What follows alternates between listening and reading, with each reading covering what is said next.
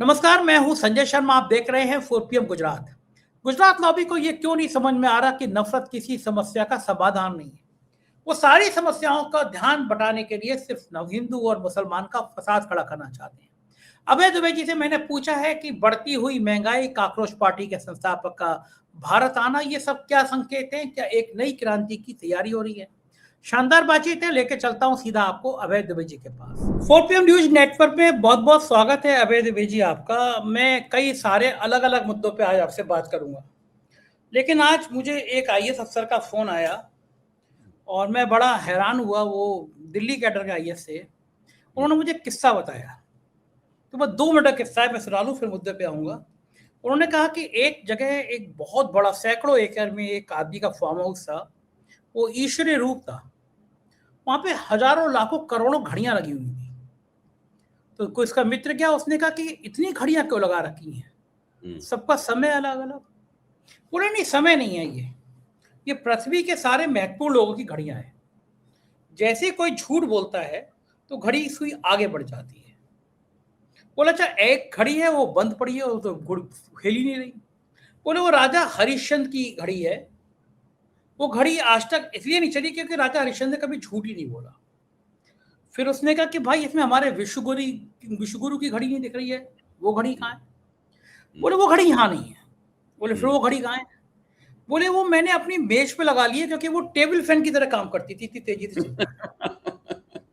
तो आज मैंने कहा कि मन की बात में छात्रों का मुद्दा नहीं होता, पेपर लीक का मुद्दा नहीं होता, बढ़ती महंगाई का मुद्दा नहीं होता, मंगलयान पर कैसे जाए इसका मुद्दा होता है।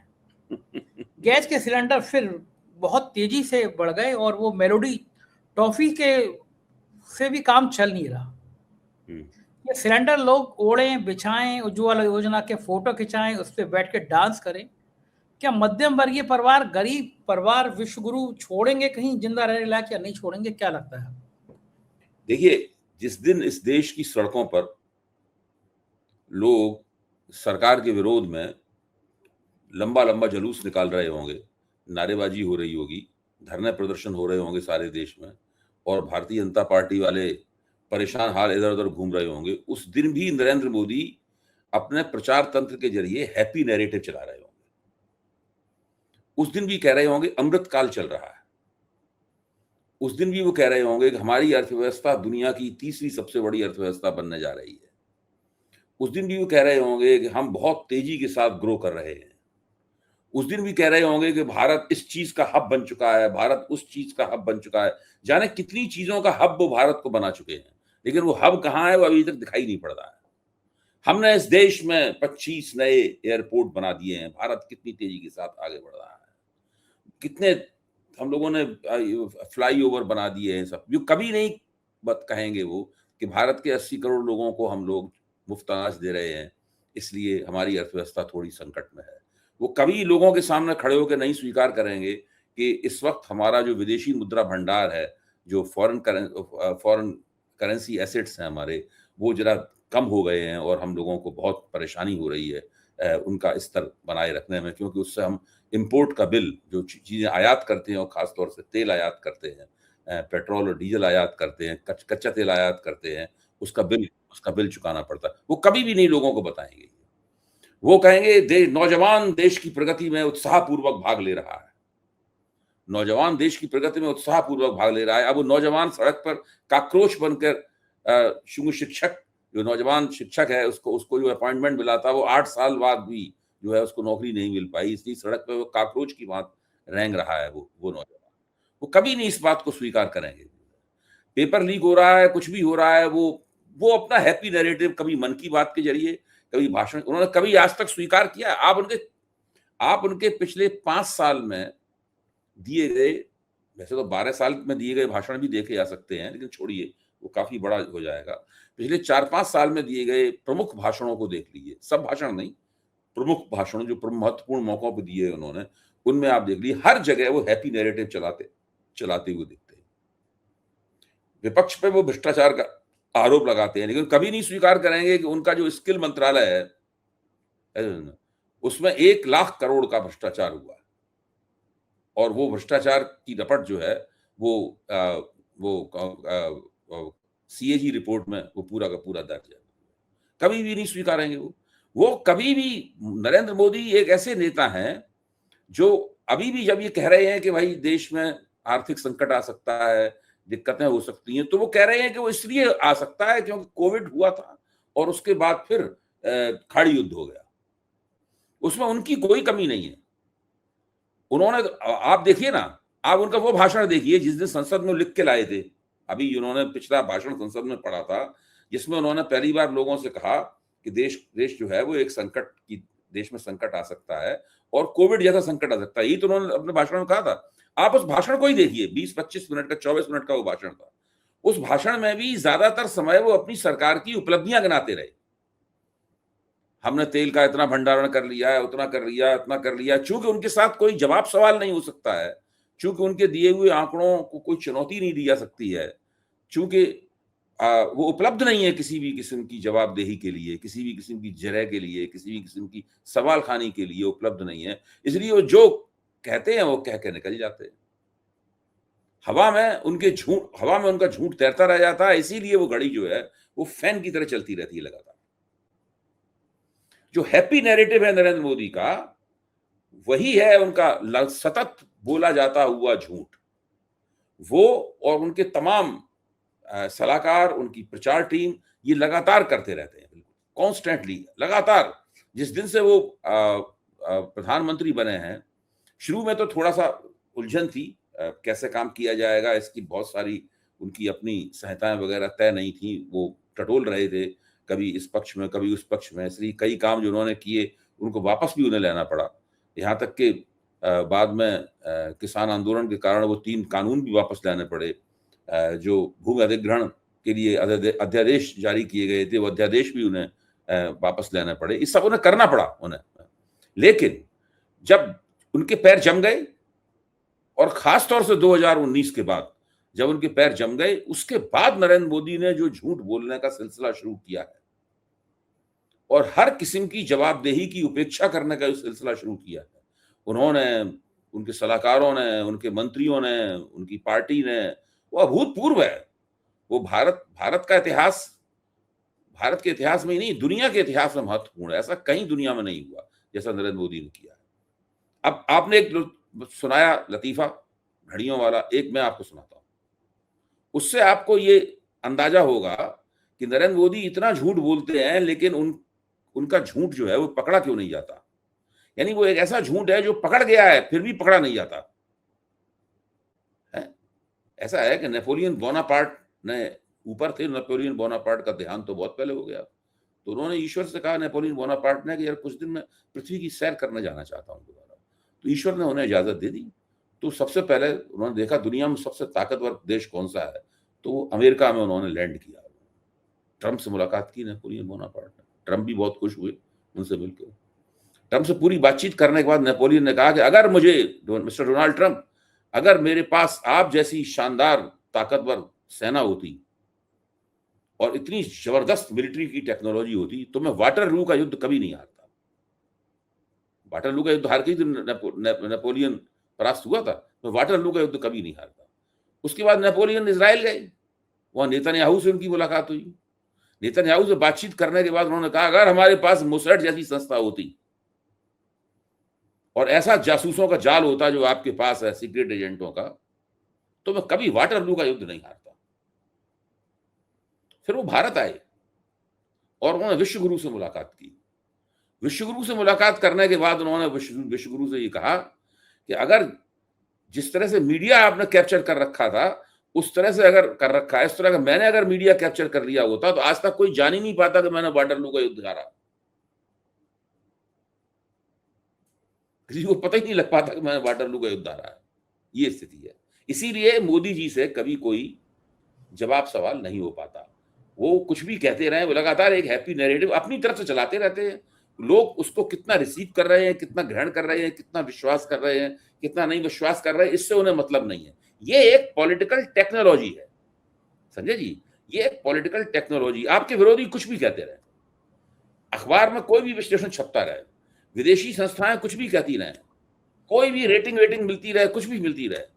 जैसे कि सब लोग जानते हैं कि भाई हिंदुस्तान जापानी अर्थव्यवस्था से, नरेंद्र मोदी का दावा है कि जापान की अर्थव्यवस्था से हिंदुस्तान केवल एक कदम पीछे है, हिंदुस्तानी अर्थव्यवस्था।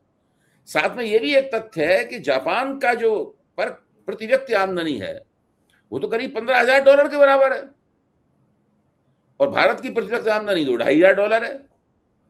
तो मोदी जी ये कभी नहीं कहेंगे, वो लगातार यही कहते रहेंगे कि जापान से हम केवल एक कदम पीछे हैं, जापान से हम केवल एक कदम पीछे हैं। तो उसका जो, और वो जो एक कदम पीछे है वो भी एक मनगढ़ंत और बना बनाया झूठ है, मतलब है। तो ये सब करके वो एक पॉलिटिकल टेक्नोलॉजी है, वो कहते हैं कोई कुछ भी कहता रहे, कोई कुछ भी करता रहे, हम अपना काम ये लगातार करते ही रहेंगे। ठीक भी है, और ये तकनीकी अच्छा, काम भी करते हैं।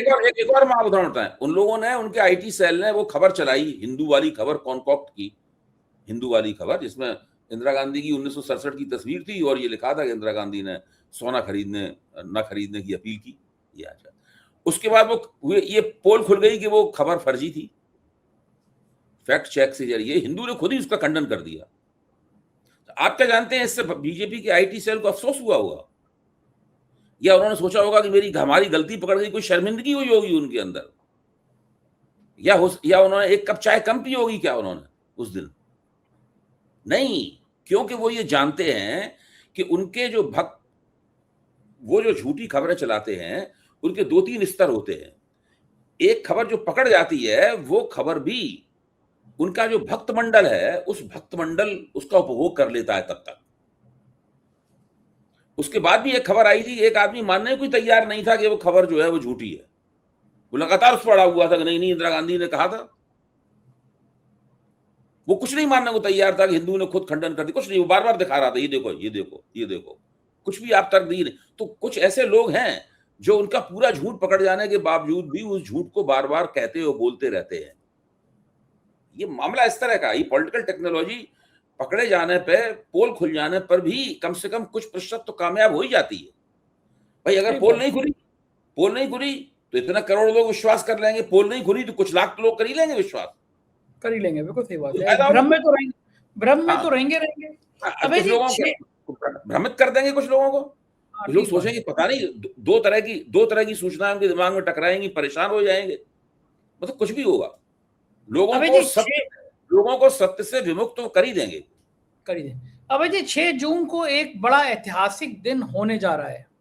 काकरोच पार्टी के संस्थापक बहादुर नौजवान ने डरता नहीं है सरकार से 6 जून को भारत आ रहे हैं, और दिल्ली में उन्होंने कहा कि हम जंतर मंतर पर प्रदर्शन करेंगे, युवाओं से अपील की है। क्या लगता है कि ये जो युवा हैं ये केवल इंस्टाग्राम पे 2-3 करोड़ जुड़े हैं, या वाकई में जन अन्ना के आंदोलन की तरह जंतर मंतर पर उस दिन नौजवानों का हुजूम उमड़ेगा, और सरकार क्या करेगी? अभिजीत को उतरते ही गिरफ्तार करेगी, कहेगी ये तो पाकिस्तानी है, ये तो विदेशी एजेंट है, और जाने क्या क्या ये सब करेगी, या फिर प्रदर्शन होने देगी? क्या लगता है? देखिए, अभिजीत दीपके ने पहले ही ये कहा था कि जैसे ही मैं हिंदुस्तान जाऊंगा ये पकड़ के मुझे जेल में डाल देंगे। अगर वो वास्तव में हिंदुस्तान आ रहे हैं तो मुझे नहीं लगता वो जंतर मंतर तक पहुंच पाएंगे। मैं उनकी बात से सहमत हूं, उन्होंने कहा था मुझे पकड़ के जेल में डाल देंगे। राष्ट्रीय स्वयंसेवक संघ वगैरह ने भी उसको देश को अस्थिरता फैलाने वाली ताकत करार दे दिया है। संघ वाले तो हमेशा 2 तरह के बयान देते हैं, एक बयान तो एक तरफ तो दिया अस्थिरता फैलाने वाली ताकत है, और दूसरा ये भी बयान दे दिया है कि अरे भाई कुछ लोग कहते हैं तो कहते रहे, उससे क्या फर्क पड़ता है। जब चाहेंगे तो वो उनकी एक से एक चालाक लोग हैं ना, उनसे चालाक कौन होगा? जब चाहेंगे उस बयान पे जोर देने लगेंगे। अगर उन्हें लगा ये बयान थोड़ा सा ठीक नहीं फिट हो रहा तो अरे हमने तो ये बयान कहा था, जब कहेंगे आपने ये नहीं कहा था तो कहने लगेगा नहीं हमने तो ये कहा था। दोनों बयान उनके मौजूद हैं, जब चाहेंगे दोनों किसी बयान पे जोर देंगे, जब चाहेंगे किस बयान का खंडन, किसी एक बयान के बारे में सुनेंगे ही नहीं, दूसरे बयान पे जोर देंगे, जब दूसरे बयान में आफत आ जाएगी उसके बारे में सुनना बंद कर देंगे। तो ये तिकड़म ये लोग लगातार करते हैं। मेरा मानना है कि अभिजीत दीपके को ये लोग किसी कीमत पे छोड़ेंगे नहीं, किसी कीमत पे। वो भी बड़ा बहादुर है, तब भी आ रहा है हिंदुस्तान, तब भी प्रदर्शन कर रहा है, बड़ा बहादुर इंसान है। अब देखो अभी तो उन्होंने कहा है, अब देखिए वो आते बहुत दिन नहीं है, आज 1 तारीख है, 6 तारीख में क्या 5 दिन बीच में है, 5 दिन है, 5 से 5 आ जाएंगे। वो देखते हैं क्या होता है। मेरा मानना ये है कि उनको छोड़ा नहीं जाएगा अगर वो आए हिंदुस्तान। आज खबर आई कि शिक्षा मंत्रालय में आग लग गई है। धर्मेंद्र प्रधान जी बड़े खुश होंगे, कुछ फाइलें जल गई। मल्लिकार्जुन खड़गे ने लिखा कि शिक्षा मंत्रालय में आग का पता नहीं, पर हमारी शिक्षा व्यवस्था पर असली आग भाजपा ने अपने कुकर्मों से लगाई है। भाजपा ने शिक्षा को पेपर लीक माफियाओं के जरिए लूट लिया है। ये व्यापक घोटाले से शुरू हुई और अब सीबीएसई के छात्र भुगत रहे हैं। हालांकि बाद में शिक्षा मंत्री ने सफाई दी। उनके मंत्रालय ने कहा कि यह आग उनके कार्यालय में नहीं, दिल्ली स्थित school of planning and architecture मंत्रालय परिसर में लगी थी। लेकिन मुद्दा तूल पकड़ता चला गया और लोग सोशल मीडिया पर ट्रोल करते रहे कि शिक्षा मंत्रालय में तो वाकई में आग लगाई जाएगी, क्योंकि सच खुल गया तो धर्मेंद्र प्रधान मुंह दिखाने लायक नहीं रहेंगे। ये सरकार पेपर लीक में कि अगर आग लगा के उन्हें अपने खिलाफ तथ्यों को मिटाना पड़ा तो वो काम भी करेंगे। वो उस काम को भी नहीं छोड़ेंगे, वो भी काम करेंगे। आज देखिए, आज टीवी पे क्या नीचे खबरें चल रही थी, टीवी पे खबरें चल रही थी कि सीबीएसई कह रहा है कि अफवाहों पे कान न दें, आधिकारिक वक्तव्य पे भरोसा करें। आधिकारिक वक्तव्य क्या है कि अभी हमारी वेबसाइट जो है वो ठीक नहीं चल रही है, अभी हमारी वेबसाइट ठीक नहीं चल रही है, उसको ठीक करने की कोशिश की जा रही है। अच्छा, आप सोचिए, हिंदुस्तान नरेंद्र मोदी के दावे पे अगर यकीन किया जाए तो हिंदुस्तान तो दुनिया की सब बहुत बड़ी अर्थव्यवस्था है। हिंदुस्तान में इतने ये बात सही भी है कि जो सॉफ्टवेयर आईटी के मामले में, इंफॉर्मेशन टेक्नोलॉजी में, सॉफ्टवेयर बनाने के मामले में और सॉफ्टवेयर ठीक करने के मामले में दुनिया भर की फर्मों को सॉफ्टवेयर सर्विस देने के मामले में भारतीय कंपनियां बहुत आगे हैं। भारत के इंजीनियर सारी दुनिया में काम करते हैं जाकर। लेकिन भारत का जो सीबीएसई है, मतलब जो है जितने लोगों का करता है, उसकी वेबसाइट ठीक नहीं चल पा रही। अच्छा, और वो तब हालत है जबकि वो विवादों में घिरा हुआ है। जैसे कि अगर मान लीजिए हम लोगों से कोई गलती हो जाए तो हम पूरी कोशिश करते हैं, हम और आप जैसे लोग, कि भाई उस गलती को हम दोहराएं नहीं, या हम कुछ ऐसा काम करें इससे गलती हमारी और ना बिगड़े। मतलब आप देखिए ना, जब 2024 में मोदी जी ने गठजोड़ सरकार के प्रधानमंत्री के तौर पर शपथ ली थी, उसके बाद से आज तक, उसी वक्त पेपर लीक हुआ था बहुत जबरदस्त, तब से लेके अब तक निरंतर शिक्षा व्यवस्था की क्या हालत है। 2 वर्ष में ये लोग कुछ भी नहीं हासिल कर पाए। प्रतियोगी परीक्षाओं से लेकर सीबीएसई की परीक्षाओं तक पूरी तरीके से शिक्षा व्यवस्था का ढांचा जो है ना, चरमराया हुआ है। ऐसा लगता है कि भ्रष्ट और अक्षम लोगों ने, भ्रष्ट और अक्षम दोनों बात, भ्रष्ट और अक्षम लोगों ने इस पूरी व्यवस्था पर कब्जा कर रखा है। बेइज्जती हो रही है, इन लोगों को शर्म नहीं आती। ये लोग रक्षा मंत्री राजनाथ सिंह के घर पे मीटिंग करते हैं और कहते हैं हम वायुसेना की मदद लेंगे इसमें।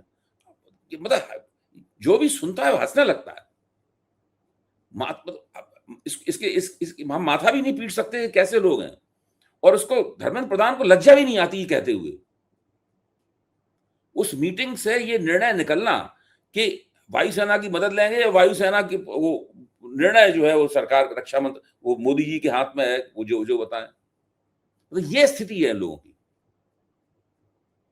इन सबके बीच में सिलेंडर ने फिर खुशखबरी दे दी है, रॉकेट की तरह फिर बढ़ गया है। क्या करेंगे आप और हम, और क्या करेंगे गरीब लोग? देखिए, जो बिल्कुल मैं तो इस मामले में मेरा दिमाग बिल्कुल साफ है।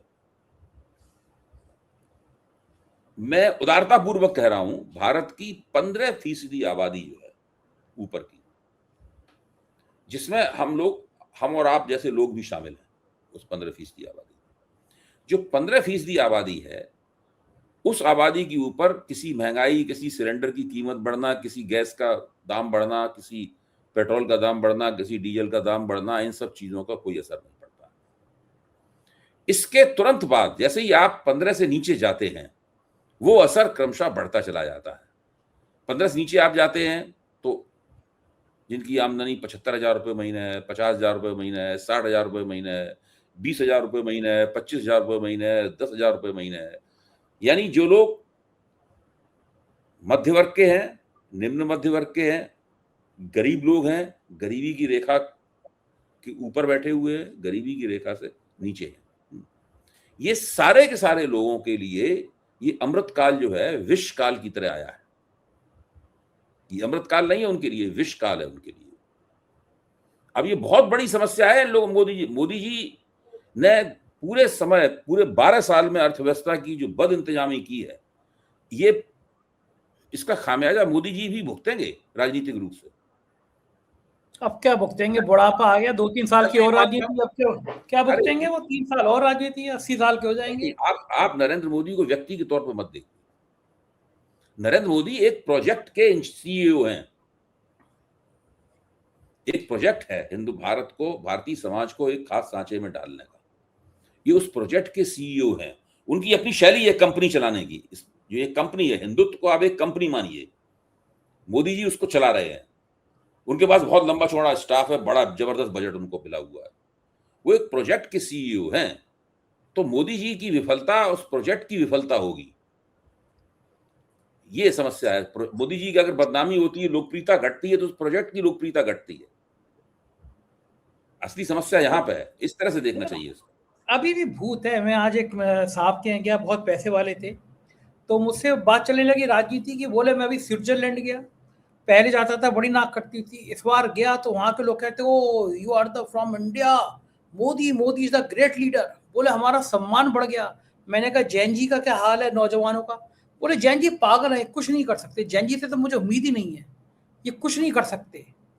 अभी भी लोग इस ख्याल में हैं, कुछ लोग हैं इस ख्याल में। नहीं, मेरा कहना है, आप समझिए, जो ऊपर का 15% लोगों की मैंने बात कही थी आपसे, जो विदेशों में रहने वाले भारतीय हैं, जो एनआरआई हैं, ये सब, उनमें से कुछ एक हिस्से को छोड़ दिया जाए जो अपनी आंखें खुली रखते हैं, बाकी सब इसी 15% की ऊपरी परत हैं। कोई फर्क नहीं है ना। हम उस 15%, हम और आप जैसे लोग 15% की निचली परत में आते हैं। हमारी आमदनी राशि घटी तो हम तो उसमें आ जाएंगे, नीचे वाले में आ जाएंगे, हम पे महंगाई का असर होने लगेगा। लेकिन ये लोग 15 परत की ऊंची परत में आते हैं। इनके लिए मोदी जी हीरो हैं और रहेंगे, क्योंकि मोदी जी ने पिछले 12 साल में इसी 15% लोगों की ही सेवा की है। जब मोदी जी ने 15% लोगों को ही और खुशहाल और उत्तरोत्तर और अमीर बनाया है और ताकतवर बनाया है, तो वो लोग कहेंगे ही मोदी जी पे हमें गर्व है। ठीक बात है, मतलब गर्व की भी सीमा है। आज तक जैसा चला, एक सवाल मैं आपसे पूछता हूँ कार्यक्रम खत्म होने से पहले, वो पहला व्यक्ति कौन सा था जिसने मंच पे खड़े होकर कहा था कि मोदी जी भविष्य के प्रधानमंत्री हैं या राजा हो तो ऐसा हो? कौन व्यक्ति था? कोई गरीब आदमी था, कोई बुद्धिजीवी था, कोई यूनिवर्सिटी में पढ़ाने वाला टीचर था, कोई पत्रकार था? कौन था वो? वो इस देश का सबसे बड़ा पूंजीपति था, इसका नाम था अनिल अंबानी। इसी से आप अंदाजा लगा सकते हैं कि किसने हिंदुस्तान में मोदी जी को बनाया है और उनको टिकाए रखने का प्रपंच कौन कर रहा है और किसकी मोदी जी सेवा कर रहे हैं। ये लेकिन जैसे मैं अभी देख रहा था, आज तक देख रहा था, अभय जी सोच नहीं सकता था। 1 घंटे तक प्रोग्राम चला कि एक नौजवान की बकरीद पे हत्या कर दी गई। मसला पुलिस बता रही है मोटरसाइकिल को विवाद था, लेकिन इतने बड़े चैनल पे लगभग 1 घंटे शो चल रहा था। एआई के साथ इमेज बनाई रखी थी, एक मुस्लिम जो है वो इमेज में चाकू घोंप रहा है। हिंसा को जब चैनल पे बात करनी चाहिए थी पेपर लीक की, महंगाई की, वो 1 घंटे तक का प्रोग्राम दिखा रहा है। फिर योगी जी के भाषण दिखा रहा है, हम छोड़ेंगे नहीं और ये हो जाएगा। कितनी नफरत, कितनी हिंसा। देखिए, इन सब मालिकों को पता है, जिन लोगों ने मोदी जी को प्रधानमंत्री बनाया है और प्रधानमंत्री पद पर टिकाए रखा है, उन सब मालिकों को पता है कि ये भी एक पॉलिटिकल टेक्नोलॉजी का हिस्सा है कि आप लगातार जो वास्तविक समस्याएं हैं उनसे लोगों का ध्यान फेरने के लिए ये सब अपने करते रहें। इतने बड़े समाज में, इतने बड़े हिंदुस्तान में एक इतिहास है सांप्रदायिक टकराव का, उसमें कोई ना कोई इस तरह की मान लो घटनाएं होती रहती हैं। आप एक किसी घटना को पकड़ लीजिए और उसके ऊपर अपना नैरेटिव चलाते रहिए। बड़ा खराब है गोदी मीडिया, इस हद तक नफरत फैला रहा है देश में, कुछ समझ नहीं आता देश कहाँ जाएगा। बहुत बहुत शुक्रिया अभय जी, आपने मुझे समय दिया, बातचीत की, थैंक यू। ये थे अभय दुबे जी। ठंडे दिमाग से सोचिए देश का क्या हाल हो रहा है। नौजवान, लाखों करोड़ों नौजवान परेशान हैं, नौकरी को परेशान हैं, पेपर लीक पे परेशान हैं, महंगाई बढ़ती चली जा रही है, सिलेंडर फिर महंगा हो गया। नेताओं की अय्याशी कम नहीं हो रही, उनके वेतन भत्ते कम नहीं हो रहे, केवल मार मेरे और आपके जैसे आम मध्यम वर्गीय परिवारों पर, गरीब परिवारों पर पड़ रही है। क्या यही राजनीति है? आज तक पे मैं देख रहा था, 1 घंटे प्रोग्राम चला रहे थे, 2 नौजवानों पे लड़ाई हुई, एक नौजवान ने मोटरसाइकिल विवाद में दूसरे की हत्या कर दी, मारने वाला मुसलमान था तो उसका एनकाउंटर होना तय था। लंबी चौड़ी लिस्ट है जब इस तरह की हत्याएं हुई हैं, लेकिन किसी भी का भी एनकाउंटर नहीं हुआ। वजह मैं पूछूं बताऊंगा तो मुझ पे भी मुकदमा हो जाएगा। आप समझदार हैं, समझ लीजिए, उत्तर प्रदेश में एनकाउंटर की लिस्ट निकालिएगा तो आपको एक जाति और समुदाय के नाम सबसे ऊपर नजर आ जाएंगे। क्या यही देश है? क्या इसी विकसित देश की कल्पना की थी? किसी मुद्दे पर बातचीत नहीं, सिर्फ फसाद पर बात, सिर्फ नफरत पर बात, सिर्फ नफरत नफरत नफरत। थोड़ा दिमाग को बढ़ाइए क्योंकि ये आपके देश को तबाह कर रही है। मैं बात से सहमत हूँ, मेरी बात से। तो चैनल को सब्सक्राइब करिएगा, दोस्तों से कहिएगा, ये वो चैनल है सरकार की आंख में आंख डाल के सवाल करता है, इसीलिए देश में बार बार ये चैनल बंद किया जाता है। इस लिंक को अपने दोस्तों तक जरूर भेजिएगा। शुक्रिया, थैंक यू।